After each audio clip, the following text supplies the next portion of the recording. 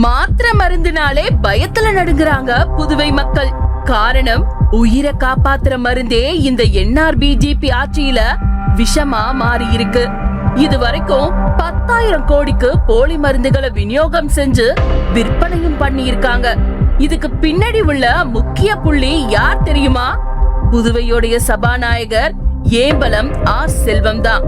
இந்த வழக்கோட முக்கிய குற்றவாளியா இருக்காரே மதுரை ராஜா, அவரவே கூட அழைச்சிட்டு போய் 100 கோடி ரூபாய்க்கு லோன் கொடுக்கணும் அப்படின்னு நிர்மலா சீதாராமன் கிட்டயே சிபாரிசு செஞ்சிருக்காரு.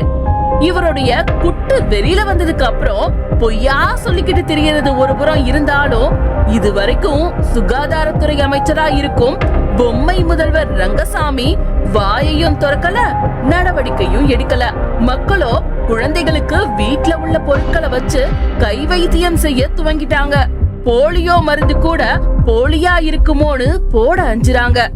மக்களோட இந்த பயத்துக்கு எப்போதான் தீர்வு கிடைக்கும்? கைது செஞ்சவங்களையும் சில மாசத்திலேயே விடுதலை செஞ்சிட்டாங்க. குற்றவாளிகள் NRBJP ஆட்சியாளர்கள் அப்படிங்கறதுனால குற்றங்கள் மறைக்கப்பட்டு தண்டனையும் மறுக்கப்படுது.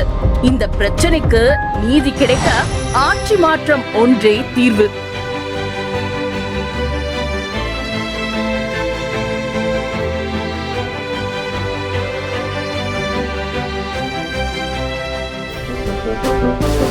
புதுவை மக்களின் ஒரே நம்பிக்கை காங்கிரஸ்.